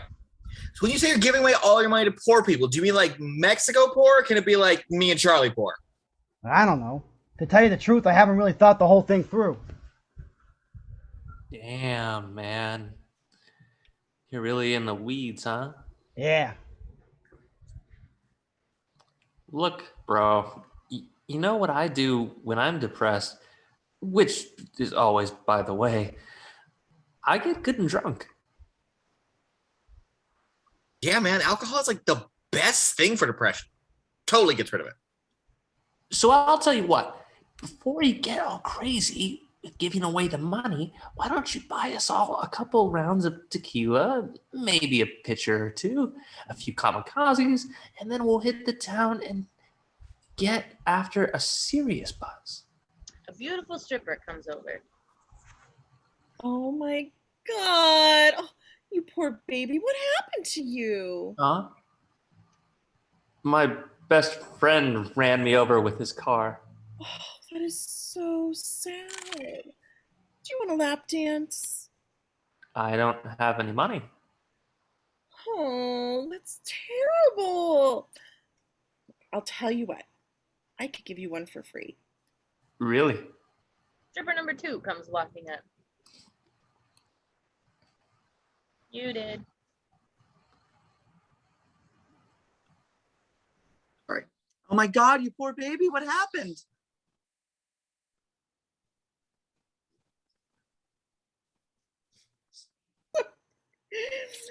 His friend ran him over with a car. It's so sad. I was going to give him a free lap dance. I'll join you. Hey, ladies, what do you think about splitting up? Split the party up and hooking my boy up over there. He's really down in the dumps and he needs a good time. Would that make you happy? Well, it wouldn't fix my legs, but it'll ease the pain for a little while. Okay. Stripper number 2 walks to Frank. I don't think so. Come on, buddy. It'll cheer you up. Frank thinks, staring at the beautiful woman. Well, okay. Maybe just one. Yeah, Frank, that's the spirit that beats Japanese. Okay, what about me? Don't get greedy, dude. Take a walk. Cut to Interior Reynolds home night. Dennis is carrying a stereo, some speakers, and a blender through his parents' house, mumbling to himself. Give your shit to poor people. Give me the goddamn thing. Bullshit. Crash! He hears a vase break, a female grunt, and a thud. He hides and looks to find Dee on the ground by an open window. Jesus, D. You scared the shit out of me. What are you doing? Same thing as you, Dennis. I'm not letting Dad get all this shit away. Well, I was here first. I'm taking this. I was the couch and the fish tank. Why do you get to pick and choose? That I get to pick and choose. That I'm a man. I'm strong and I can carry heavy things. You're a woman. You're weak. And you can't. You're a woman and you're weak. That doesn't make any sense. You don't make any sense. I'm gonna load all the stuff I want into my enormous SUV and you can throw your trinkets or whatever in your tiny car. Wait. Why are we fighting like this? It's not a contest. Contest? That's a good idea. Tell you what, I'll make you a deal. Whatever your feeble little arms can carry out of here, you can keep. The rest is mine. Cut to Interior Charlie's hallway. Frank stands at the end of the hallway in much better spirits. Charlie has the stripper on his lap. Matt carries stripper number 2, piggyback. On your mark, get set, go! They all take off down the hall, racing towards Charlie's apartment. Go, go, go! Come on, horsey. Go, horsey. It's a close race. Mac and Charlie firing on all pistons. Charlie and stripper number 1 cross the finish line first. Mac drops the stripper to the floor. Yeah, we did it! It's a tie. It's only tied. No, we took it. We took it. Wow, Charlie, you are fast. I told you I'm very fast, so fast. Cut to interior Charlie's apartment continuous. The party enters Charlie's apartment and the strippers go get comfortable. Do you have anything to drink in here, Charlie? Yeah. Check under the bed. Thanks. I'll put on some music. This is great, guys. Really great. I feel so much better. Awesome, yeah. Frank walks off. We gotta get him out of here. What? Why? There's 2 of them, 3 of us. Plus he's like 80. Oh, come on, man. Have a heart. The guy's going through a divorce. Since when do you give a shit about people? Maybe you should be the one who leaves. You're the gimp. I'm the reason the girls are here in the first place. How are you still out of breath, dude? Frank walks over. What are you guys fighting about? Nothing. Could you do it out in the hall? You're killing the vibe. Oh, yeah, sure. Sorry, Frank. Charlie and Mac go out in the hall. Cut to hallway. Mac and Charlie walk back out in the hall. All right, let's flip a coin. Loser leaves. I think we both know that there's only one way to settle this like men. They look at each other dead in the eyes. Cut to Charlie's hallway seconds later. Mag and Charlie race down the hall and Charlie wins in a landslide. Rather than a slant! It's slanted! I won. I won again. God damn it! Why are you so fast? How do those freakish alarms move like that? I'm so fast. Mag starts down the hall. Fine, but there will be a rematch. You hear me? A rematch. Loud and clear, sucker. Anytime you want a piece of this action, you let me know, chump. He turns the doorknob. It's locked. He knocks. Hey, Frank. The door's locked. The door opens and Frank peeks his head out. He's shirtless and the girls can be seen in the background in their underwear having a pillow fight. Hey, Charlie, could you give me like 45 minutes in here? I'll tell you what. Here's $5. Go down to the Wawa and pick us up a couple of sodas. I have a feeling I'm going to be pretty thirsty after this. Thanks, pal. He slams the door. But We hear the door lock again and the party continues. Fade out. End of Act 1. Act 2, fade in.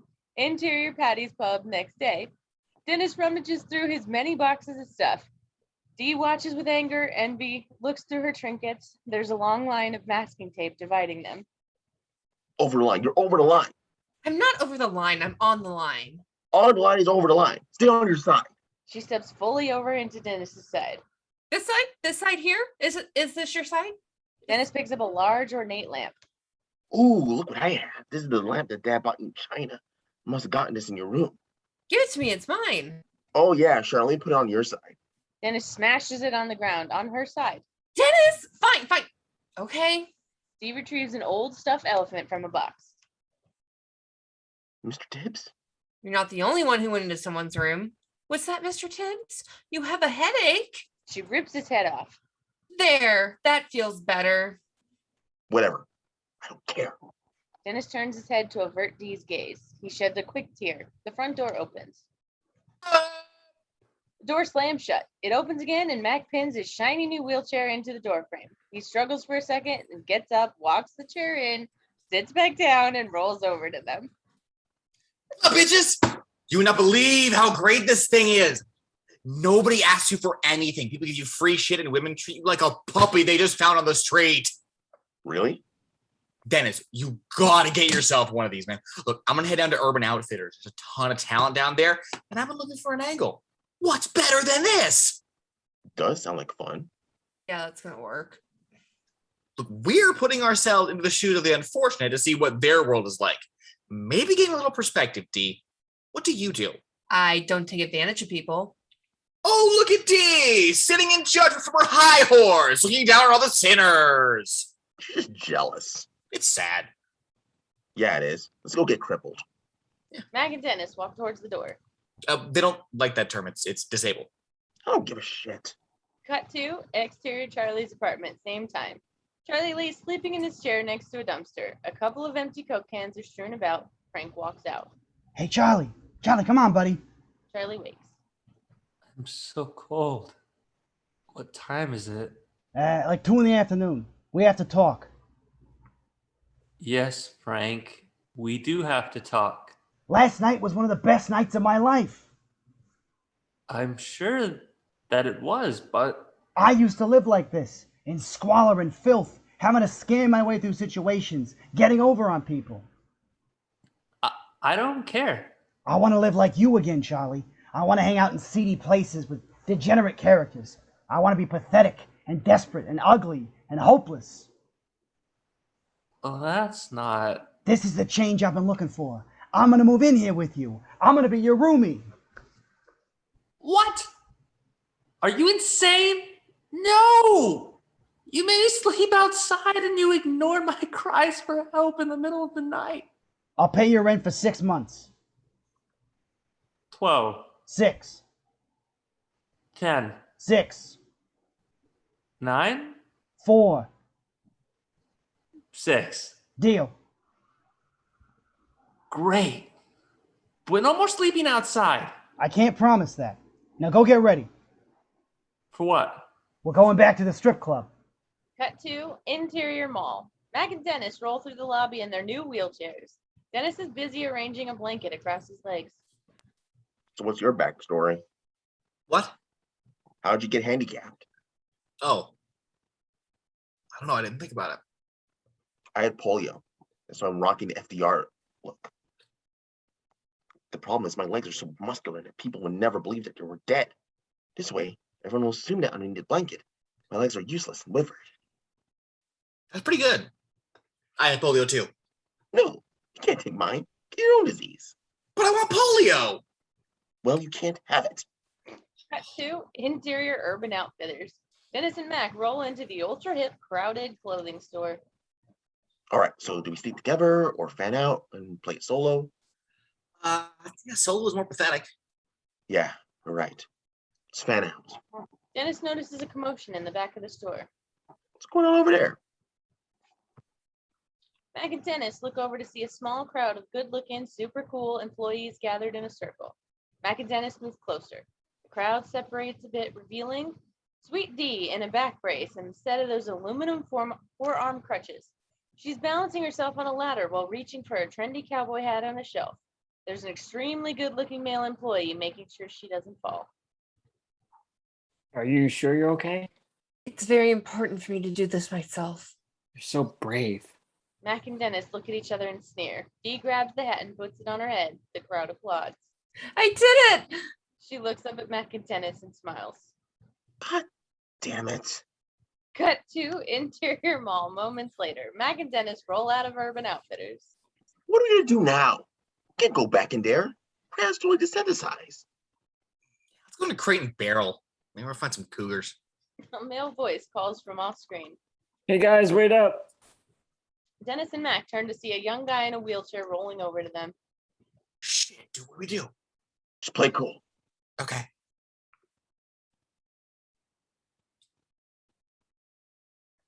Hold on. That's still you, Travis. Yeah, I know. I scrolled up. Hold on just a second. Top of 25. Thank you, sir. Top of 25. Wait. Yep.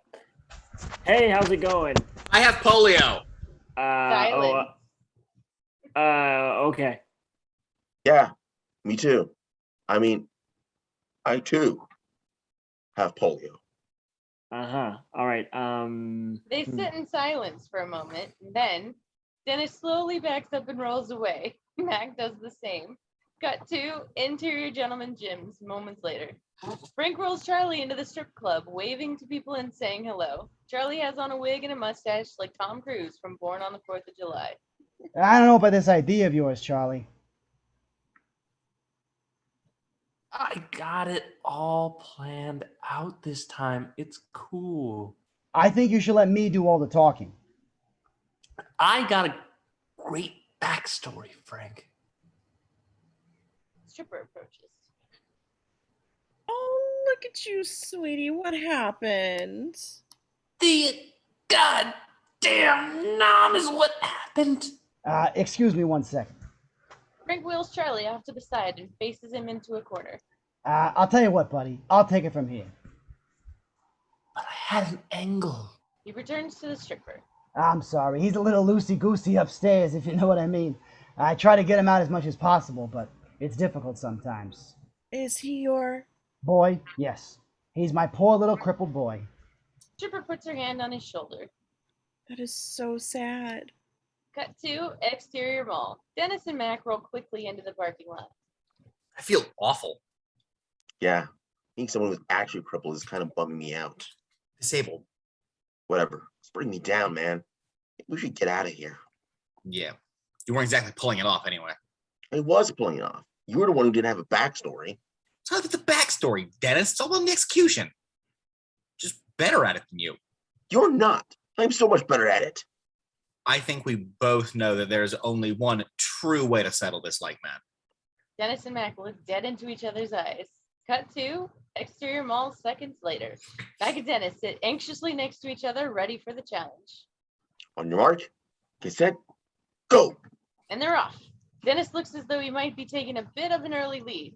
Mac throws a rock into his spokes. Stunned momentarily, Dennis falls back a bit until he catches up and slams into Mac's chair. Mac regains his composure and slams back into Dennis.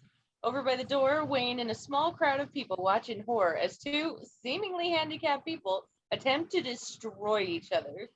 Dennis grabs Mac's wheel. Mac kicks Dennis's chair. After a few moments, an all-out murder brawl ensues as they beat each other senseless, both still trying desperately to win. Eventually, they both tip over. Dennis falls past the finish line. I did it. I won. I won. God damn it! Why are you going so much faster than me? Max stands up, picks up his wheelchair, and slams it into the ground. He then picks up Dennis's wheelchair and slams it into his. He's going berserk. Over by the door, Dee walks over to the gathering crowd. What's going on? Those two guys are pretending to be handicapped and kick each other's asses. Little scumbags. Dee turns and hobbles away on her four-arm crutches. Cut to exterior Patty's back alley later. Mac and Dennis walk down the alley of Patty's, beat to hell. Being handicapped sucks, dude. Just too much work, and there's like nothing to show for it. They see Charlie parked outside of the bar, slumped over in his wheelchair, sleeping. Charlie, what are you doing? Charlie wakes. Huh? What? What time is it? Doing out here, dude? I was coming here to get some sleep inside the bar, but I can't get over the curb, and the front door is too heavy. Why were you coming to sleep in the bar? Frank kicked me out of my apartment. He keeps swooping in and taking my girls. For the first time in my life, I'm actually getting some attention from these strippers, and he keeps stealing them. Mac and I are gonna get drunk. You wanna come? Charlie wheels away. No, I'm going. I'm going to a different strip club this time, and I'm going by myself. Nobody's gonna get in my way this time. Take my girls. I'm the one in the chair. You seem upset. Yeah. Wanna go to a strip club and steal his girls? Yeah. Let's get drunk fast. Cut to interior Dahlia's den later. Charlie enters a different strip club and wheels his way through the joint, still mumbling to himself. Hit me with the car and get away with it. No apology, no. Nobody cares. He sees a crowd of girls surrounding someone up ahead. Oh, what the hell is this? The crowd separates, revealing Frank. He's resting comfortably in a new, top-of-the-line motorized wheelchair. So it's not all bad. I mean, I did win that $200 million lawsuit against the bus company, so there's that. The ladies coo. Oh no! No! No! He wheels over. No, Frank! No! Oh, hey, Charlie. Hey, everybody, this is my roommate, Charlie. Frank! Can I talk to you for a second? Oh, sure, pal. Excuse me, ladies. Frank blows into a tube and operates the chair forward. Hey, this is one sweet ride, Charlie. What the hell do you think you're doing? To be honest, I felt kind of bad taking advantage of your situation, and I realized I could cut out the middleman. This way, everybody wins. I do not win in this situation. I also figured out that the only thing that attracts attention from strippers more than pity is money. So I brought a bunch of that. I don't know what I was thinking giving away all my money. That would have been stupid. Charlie immediately starts grabbing at him. No, Frank! I won't let you do it! Charlie, stop it. What are you doing? Charlie begins pulling at Frank's shirt. Frank reciprocates. You can't take my girls! I'm sick of everyone taking my girls! Calm down. Get off. Don't tell me to calm down. I'm a war hero. They begin violently attacking each other in the chairs, causing quite a scene. Exterior Dahlia's den. Sweet Dee walks down the street, all crippled up, hobbling along with the handsome male employee from the mall.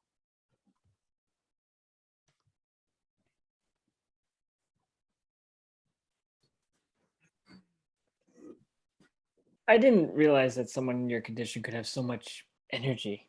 Yeah, well, you gotta live, right? You're such an amazing person. Oh, you. She tries to snuggle into him. The brace jabs his ribs. Ow. Sorry, maybe if I... A big bouncer quickly rolls Frank and Charlie, who are still clawing at each other, out of the club and onto the street. You're getting us kicked out. You're the one getting us kicked out.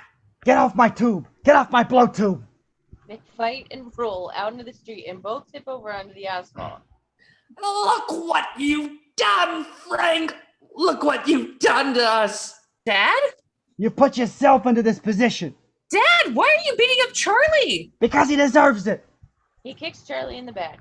Cut to interior Dennis's car, same time. Dennis and Mac are driving through the streets of Philly, passing back and forth a bottle of whiskey. They're in extremely high spirits. Who's Johnny? She said, and smiled special way. Cut to exterior strip club. Charlie's laying on the ground, attempting to drag himself across the street. Frank is walking away. Deandra, why are you wearing that thing? It's a long story, Dad, and I can't get into it right now. Frank! Come out here and get me! Who's this clown? Jesus Christ, Dad, you can't talk to me like that. I'm your father. I can talk whatever way I want. God damn it! Charlie attempts to stand on his cast. He falls to the ground in pain.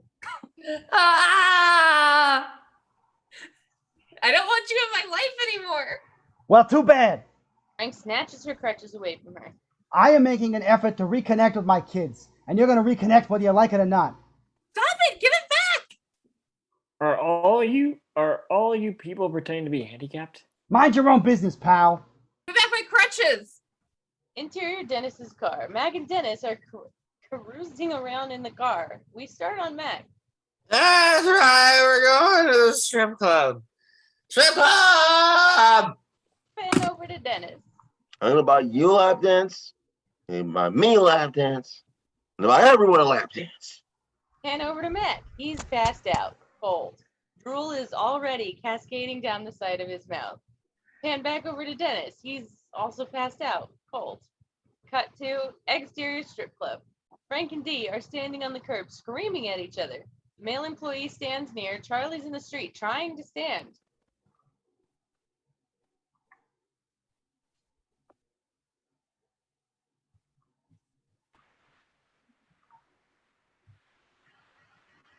Help me. You can't just come back into my life and start treating me like a child. Well, if you're going to behave like a child, you're going to get treated like a child. I can behave whatever way you want. Oh, yeah? So can I, Deandra. Have you ever thought about... Dennis's careening Range Rover fires down the road, skips the curb, and boom. We cut to black. End of Act 2. Fade in. Interior hospital later. Frank, Dee, Dennis, Mac, and Charlie are in the hospital room. All of them are busted up, bruised, and either on crutches or sitting in a wheelchair. I think you drank too much. Yeah, I think so. We are so lucky that none of us died. Well, Dennis is lucky that nobody died because he's the one that hit everybody. You're standing out in the middle of the road. You were passed out. I was not passed out. You're the one who was passed out. That doesn't even make sense. Shut up! Do the two of you ever stop fighting and just shut the hell up? Dennis and Dee hang their heads. This is serious here. Really serious. Yeah. Yeah. I think that we should all be thankful that this didn't turn out worse than it did. I mean, yes, we're all a little banged up, and we may have thousands of dollars worth of medical bills, but we're alive, and that's what matters. Kids, sometimes in life you get lucky and things work out for the best. This is one of those times, but it could have gone the other way just as easily. You need to think about that. Yeah. Yeah. They reflect on this parental tiding for a second, and then Now, who wants ice cream? I do. I did. I do. All right, let's go enjoy some ice cream and be thankful that no one important got seriously hurt. the gang flies out. As they go, we pan with them, eventually stopping on the male employee. He's unconscious, bandaged to the hilt, and hooked up to every machine in the motherfucker. He opens his eyes. What a bunch of assholes. Fade out. End of episode.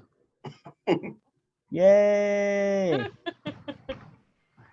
I'm gonna play. It's Always Sunny in Philadelphia. The Night Man Cometh. Transcribed by George Trolltol Graham. Over Black. Title 7:15 p.m. on a Friday, Philadelphia, PA.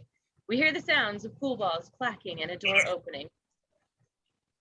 Come on to the beautiful show. Interior Patty's pub. Charlie dances around holding some shitty looking papers and folders and stuff. Dee watches from the bar, confused. Dennis watches from the pool table. It's gonna be awesome and some other stuff.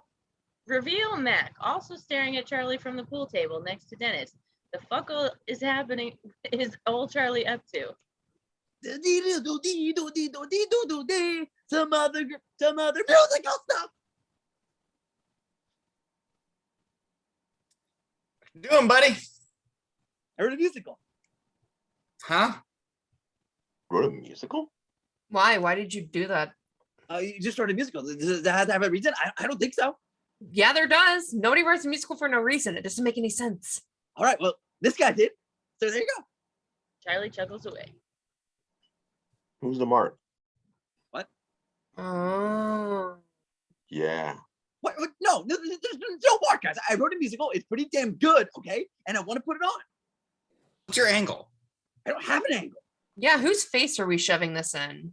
You don't shove a musical into someone's. What are you talking about? But who versus? Like, who are we doing it versus? Oh my God! Are you guys gonna just make this? Look at this. I mean, look. I just wrote a musical. Who wrote a musical? Okay. I don't have an ulterior motive here. I'm just trying to not trying to screw anyone or gain anything out of it. You know what? If you guys don't want to be in it, I can write people. I can give other people your parts. Whoa! Hey, whoa, hang on there, pal. Hang on. We're just trying to wrap our heads around this. Yeah, I mean, there's no reason to give away our parts, okay? Right. No, we'll do it. What's it called? The Nightman Cometh. Cut 2. Title: Nightman Cometh. It's Always Sunny in Philadelphia. Opening credits. Fade to black. Fade back into Interior Theater Auditorium later. Charlie stands by the stage next to Artemis and a bunch of empty seats. Okay, gather round, please, everybody. Mac, Dennis, and Dee look over from a snack table. Let's gather down front. Frank approaches, rocking a purple shirt. Wish George had one. Maybe he does. We'll see. Feel the magic. Do you feel the magic? Charlie laughs, rubs his hands together excitedly. Okay, here we go. Hey, you guys, you all know Artemis? Charlie grabs Artemis by her beautiful shoulders as she passes out scripts to the rest of the gang. Artemis does a little diva curtsy. God, what a woman. Artemis was kind enough to book for us this fine local theater. Okay, so round of applause for Artemis. Very nice. The gang looks through their scripts. Frank gives a mini applause because he and Artemis are banging, or soon will. What season are we in again? Fuck it. She also transcribed my work into format you might consider a little bit more legible. Or literate. She added words to it. All right. No more interruptions now. D, thank you, please. Charlie, I got a question for you. Who's playing this lead boy? That's gonna be Matt. What? Oh, yeah! Lead, of course! Well, who's playing the day man? Now the lead boy becomes a day man when he defeats a night man, so it's also Matt.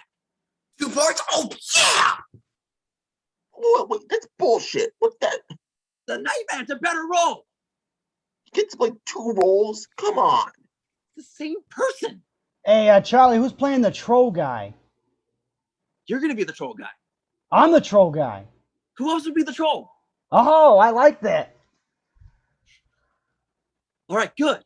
Can I do it naked? God damn it, Frank. Absolutely not. Why would you want to be naked? Because in the 70s, everybody did theater naked. Everybody got laid all the time. All right, well, this is not the 70s. You're going to do theater with your clothes on, please. Charlie, what the hell is this play about? I'm a princess who lives in a coffee shop? You work in a coffee shop. You don't live in a coffee shop. Read closer. Well, why am I in love with a little boy? Long beat. The rest of the gang look up from their scripts, wondering the same thing. Good point, D. First one ever. You're in love with a young man. You wrote boy. All right, man, boy, it's a metaphor. Well, the audience is going to think I'm a child molester. Max suddenly holds up his script. Ebullient. Look it up. Division 1, I'm playing the Nightman. What? Yeah. Why would you want to play the Nightman? The Nightman's badass, dude. He has the eyes of a cat and does karate across the stage. Charlie looks at the script in Artemis's hands, flabbergasted. Where are you getting that from? Karate? Oh, I made that up. It's gonna be great. This is great. That frees up. This is great. This frees up Lee Boy and Dayman. I can include both those. No, I don't want you guys to switch. That's not how it works.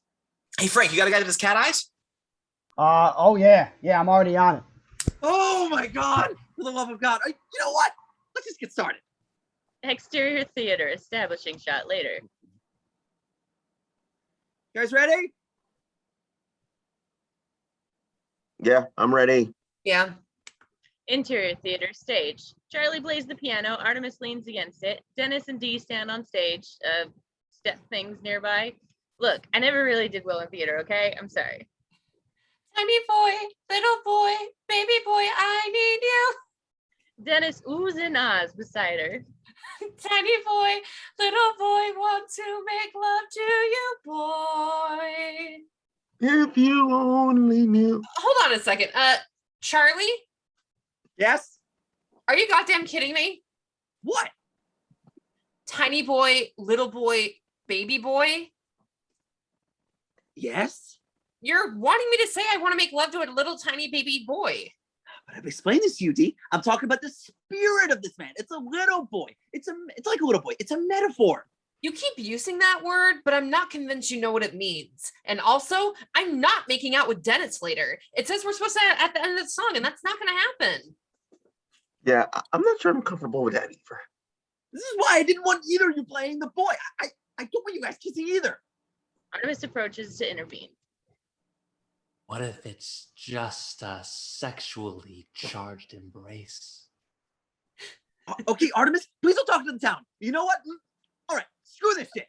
If no one likes the song, I'm gonna cut the song. Thank you. Look at the song, man. I like the song. D, apologize to Charlie. I'm not going to do that. He wants me to bang his baby, and I don't feel comfortable. I think it's a bad idea to cut the song, Charlie. Thank you, Artemis. Thank you so much. All right, could you give me a second with the talent here? Artemis nods and exits stage left, or maybe right. Who gives a shit? Okay, pretend you're in the audience, so you're right. Artemis is left. Yes, nailed it. Thank you, Dennis. Can you take a 5? Oh, well, I just don't want to cut the song, man. I would like you to take a 5. For 5 minutes? Can we have 5 now, please? D and I, can I? Can you have a 5 over there? Charlie points to the seats. Dennis isn't moving. Will you take a 5, Dennis? Take a 5, please. Yeah, I'll take a 5. Dennis walks away. Okay, D. The song is history. Thank you, Charlie. I appreciate that because I was uncomfortable. Yeah, I bet. What are we going to sing instead? What should I sing? What's in the back there? It's the same song. And what's on the very back page? Nothing. Yeah. And that's what you'll be singing. A beat. Dee stares at Charlie and gets flustered. Charlie, this is my big song. Yeah. Everybody else has a big song. I deserve to have one. Do you? Don't screw me like this, Charlie. Come on. Don't screw you. Oh, I'm sorry, D. Let me try and remember something. Let's see. Did D write a musical and come to Charlie with it? No! Charlie wrote a musical and came to tea with it and the gang. And the gang likes to screw it up and make it about themselves and take it away from Charlie and ruin his hopes and dreams. So let's tell you something, D. Let me break it down a scenario for you. I could cut the song, okay? I wrote it. I could have Artemis do the song, okay? Artemis looks up from her piano bench slumber. Because you did not write it, or you can strap on, or I can strap on a ring. I could do the song myself. So you tell me, little miss, all that. What do you want to do? Song or no song? A long silence as Dee moves around a bit, swallowing her pride. Not the first time she's... forget it. Well, song. Song? Yeah, song. You want to sing a song? I never wasn't gonna not sing a song. You're excited about singing a song, and you want to sing a song. Yeah, I would like to do it. Good! Yeah, I'll... So back up on your podium you go. Podium, that's it. Thank you. Dennis, what are you doing? Dennis is snacking away at the snack table. I'm eating because I'm very uncomfortable. Wow, you guys are...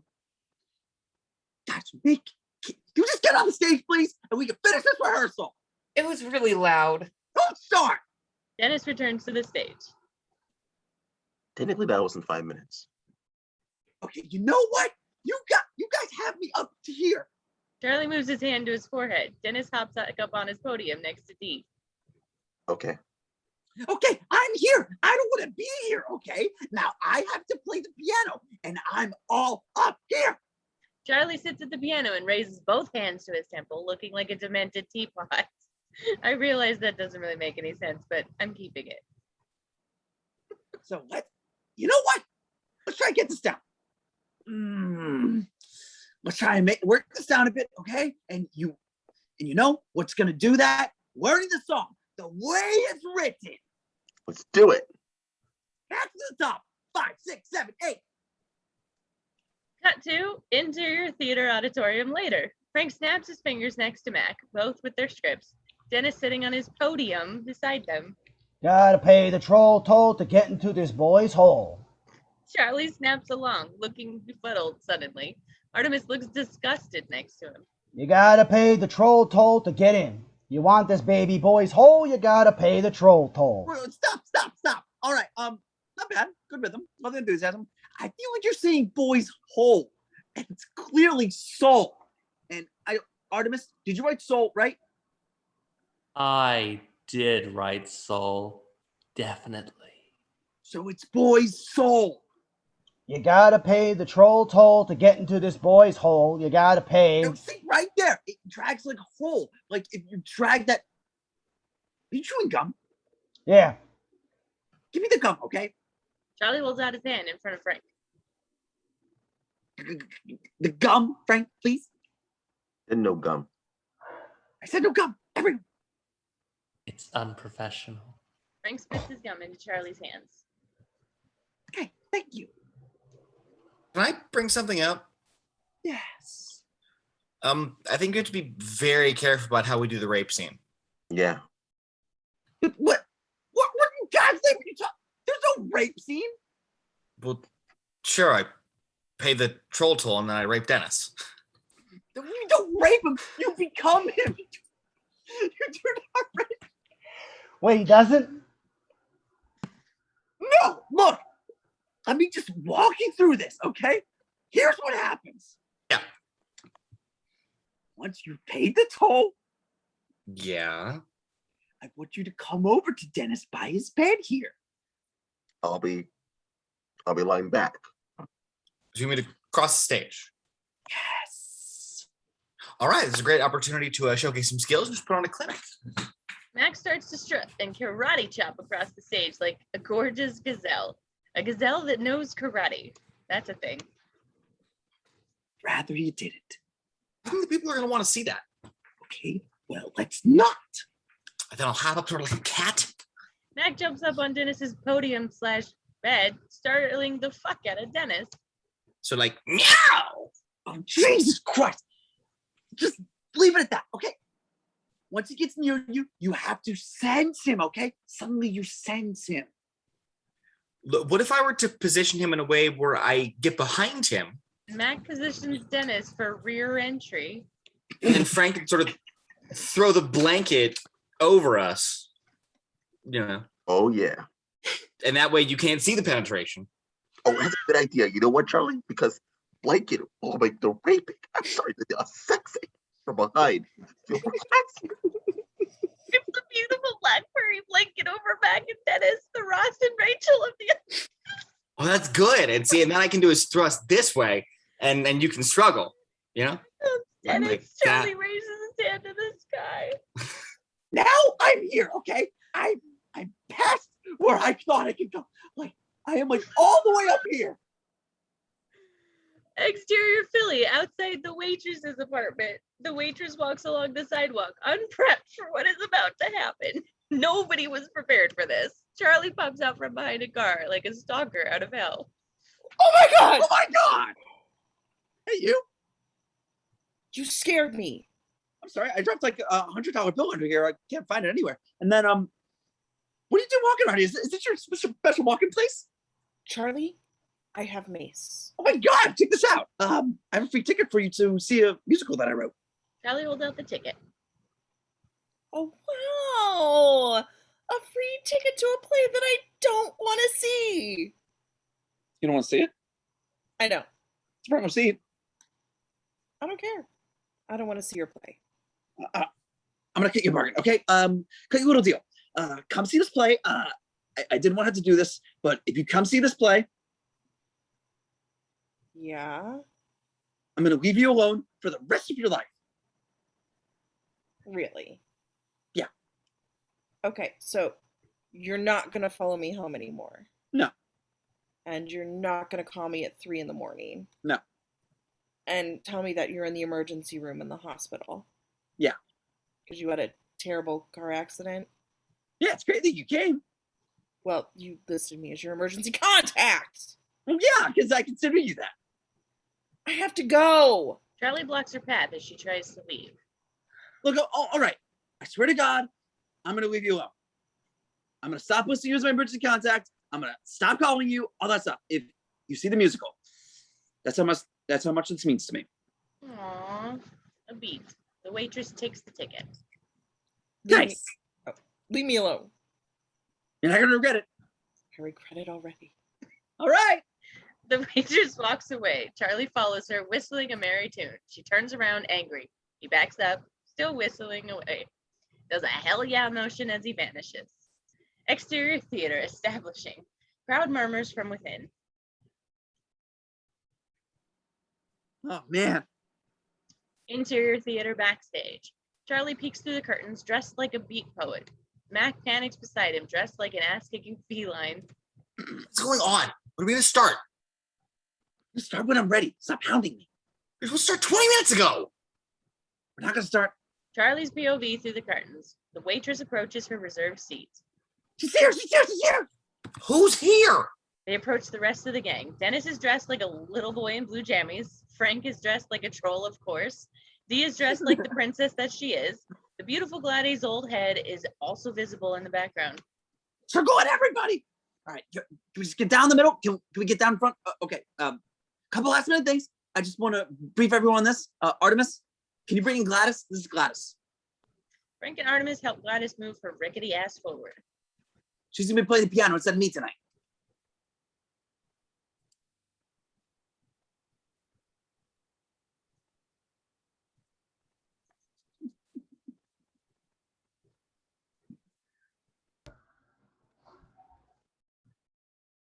She's gonna be playing the piano instead of me tonight.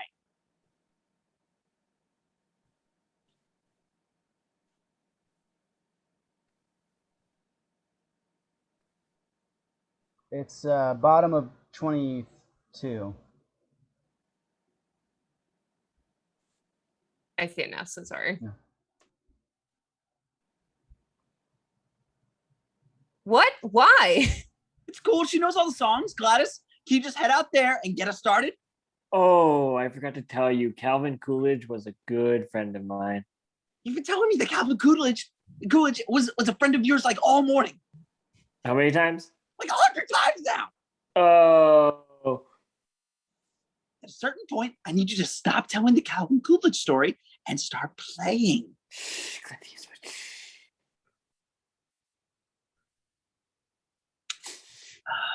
Don't shush me.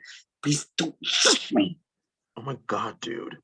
Just get her out there and get the play started. Dennis moves Gladys away. What are you doing? Give me one of those curveballs like this. Hang on my thread. Don't argue with me right now. We just gotta do this. Let's just stick together. Real quickly, a couple things. I can't really move my arms in this. Torrential, I think I need to rip the pit. do not rip that custom. Very expensive. All right, fine. But one other thing, I wrote a song. I'm going to throw it in. Swear to God, you cannot add a song. It's going to happen. Smack your face. It's going to happen. Off your face. Okay. Not add a song. Starting, go. Gotta get ready. Charlie moves Troll Frank towards the stage. I'm not ready, dude. I don't think I can do this. Just get out there. I don't think you can do this. You're gonna be fine. Interior auditorium. The waitress sits in the audience, most likely rethinking her decision to come, as we all are. We hear the piano start to play amidst the more arguing from the gang. Gladys plays the piano oddly. Change your lights, okay? Change your lights. Don't now rip that costume. The lights dim. Artemis struggles to pull open the curtains. Dennis and Dee emerge from both sides of the stage, spotlights on them, each sitting down. What is this strange feeling? I feel so strange inside. It's so strange, but appealing. Good. Ooh. Tiny boy, little boy, baby boy, I need you. Tiny boy, little boy, want to touch you, boy. Dee sets down a coffee pot.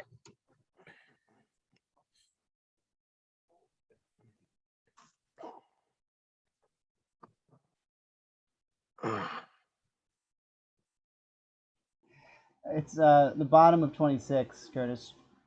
I'm sorry. It's okay. You're all good. I just had a.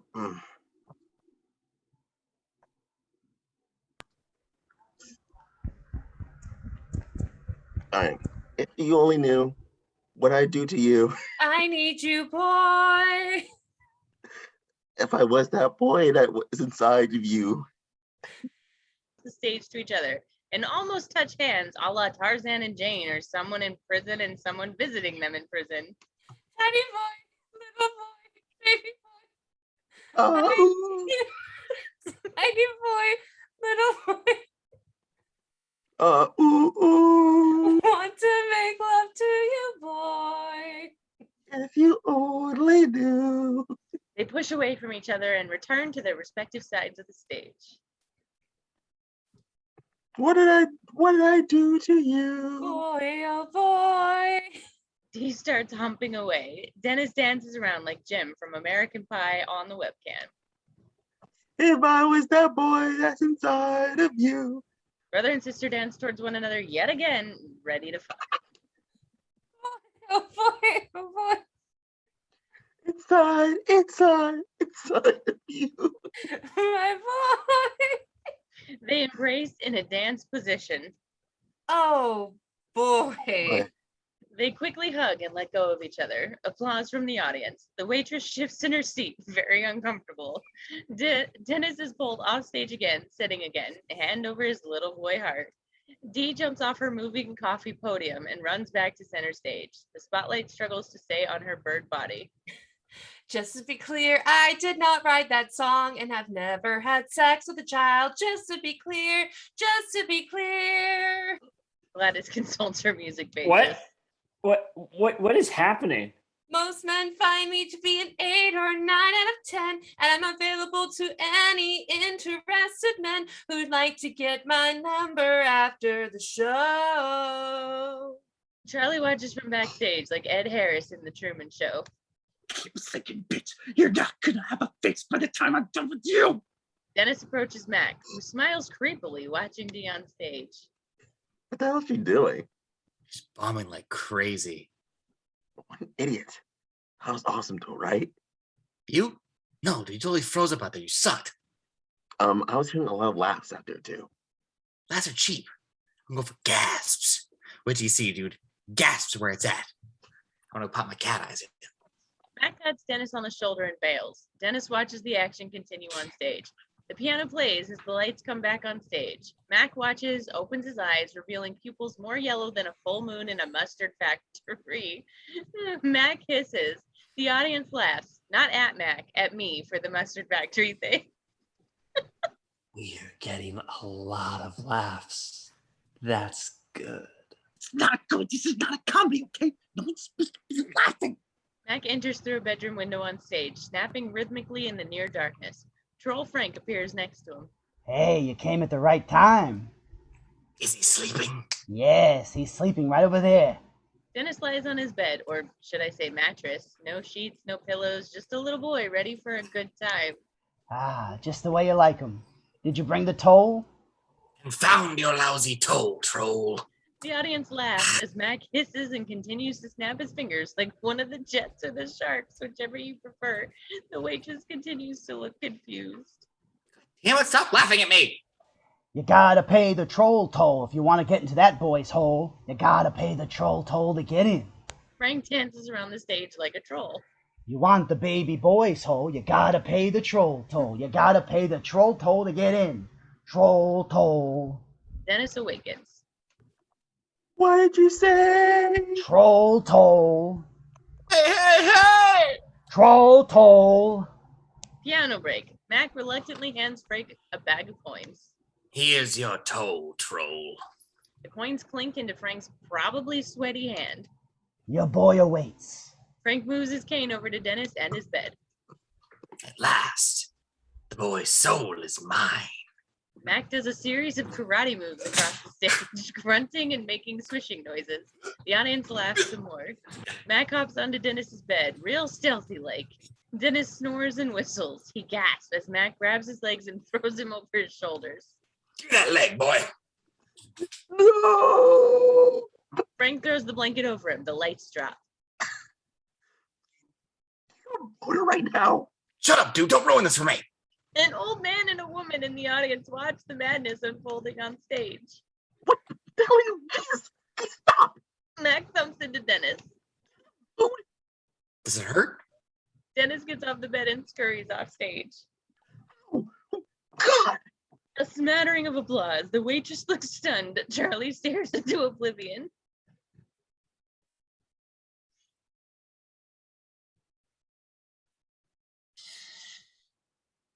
I'm gonna smack everyone this time.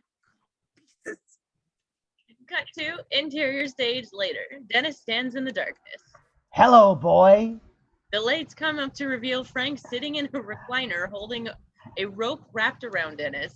Come over here and scratch my itchy witchy toesy woesies. No! What? Get over here. No, Antonio! I control you. You control nothing. Dennis throws the rope aside. Free! I am not your slave anymore, and I am not a boy. I am a man. See? Dennis unzips his jammies and reveals his gray T-Man leotard. I was transformed by the strong, Dennis struggles to get his jammies off completely. musky power of true love. Dennis tosses his jammies off stage and starts to unzip his leotard, revealing the upper chest of a god. I am now the day man. The spotlight illuminates Dennis's perfect physique. A hand holding a gun pops out from a door behind Dennis. He backs up, struggles to find the hand and gun while keeping his eyes on the audience. What the hell is that? You know what it is, bitch. Bang, Frank Oh. groans and deflates. Ah, bang, bang, bang, bang. Dennis hands the gun back to the hand. Artemis, perhaps? But Artemis died 20 years ago. Ominous piano tinkling. Mac enters, hissing again. The audience laughs. The waitress rolls her eyes. Where's the boy? The boy's gone. You can't tell me what to do. Mac points to someone in the audience. Someone? No one? Everyone? I didn't tell you what to do. Just give me a line, dude. You can't tell me what to do. You're still giving the same line. Just move past it, 'cause I don't remember. God, Chris, I'm better than acting than you. Kick your ass, bro. I tell you what, I am the ruler of darkness. Mac and Dennis circle each other. I am the master of light. I am the Day Man. Whatever, bro. Here's your whatever, bitch. Dennis pounces at Mac. Don't ain't a problem. Don't tell me what to do. They stage fight. Thunder and lightning strike, they shout and scream. Dennis flies backward dramatically and with some sweet footwork. Mac laughs, jumps up as Dennis tries to sweep the leg. Mac throws a punch. Body bag! Dennis catches Mac's fist and pushes him down with his newfound Dayman strength. Dennis growls. No! Yes. No! Dennis reaches into Mac's shirt and Kali Ma's him. No! Dennis pulls out Mac's beating heart. Mac exhales dramatically. The piano imitates a heartbeat. Gladys is the next Billy Joel. The audience looks amused and confused. The piano heartbeat slows down as Dennis puts his foot on the dead Mac, victorious. But then Mac groans and comes back to life, and then dies again. For good? The piano finishes. The audience applauds. The waitress sighs, looks in the program as Dee twirls onto the stage. You've defeated the evil that was here. Dennis punches the air a bit and throws Mac's heart aside. Naturally, for I am the Day Man. You once were a boy, and now you are a man, and I am in love with you. That's right. And now I am in love with you. Gladys plays the shit out of that piano some more. Day Man! Fighter of the night. Man! They motion to Mac's corpse. Champion of the sun! Dennis thrusts his crotch out. Dee looks frightened, aroused. Well, I know I am. You're a master of karate and friendship for everyone. Day Man! Mac rises, and so does Troll Frank. Dayman. Dayman. Dayman. Ah. Fighter of the night, man. Ah. Champion of the sun! The sun! A master of karate and friendship for everyone. The gang march forward towards the audience. Dayman. Dayman. Ah. Fighter of the night, man. Ah. Champion of the sun. Ah. You're a master of karate and friendship for everyone. Dayman. They stage freeze. Stage freeze! Don't say stage freeze, just do it. The audience claps. The waitress is dumbfounded, as are we all. I'm running out of words to describe her in one expression. But basically, she's not enjoying the show, so I hope Charlie doesn't do anything drastic.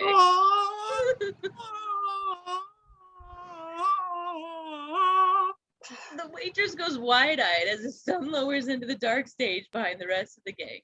The spotlight finds Charlie sitting on the sun. Dennis moves aside next to Mac, puzzled. Charlie continues to vocalize it up and then gets off the sun, dressed like a yellow Willy Wonka. I was that little boy, that baby boy was me. The waitress consults her program again. I once was a boy, but now I am a man. But the nightmare lived as Damon. Now I'm here to ask for your hand. So if you want to marry me, man, will you marry me? The waitress crosses her arms. Is that a no?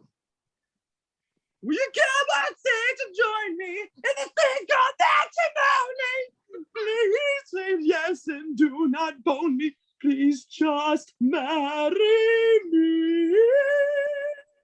The waitress continues to stare at Charlie as he struggles to hold the last note. He gives a forced smile.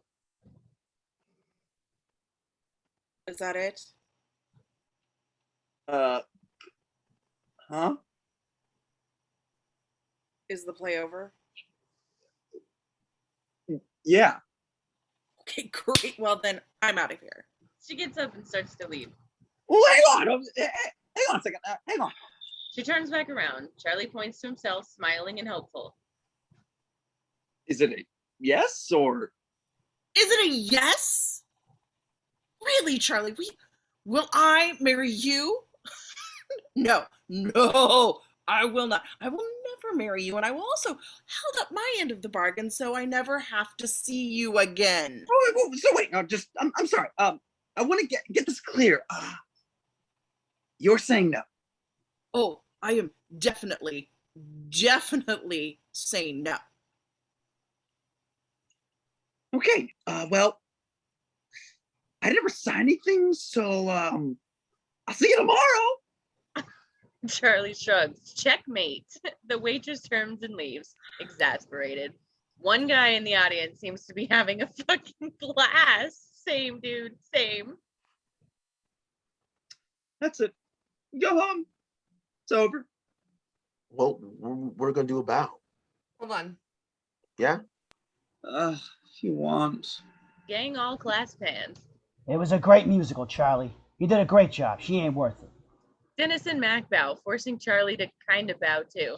The audience applauds again. One old lady looks ready to die.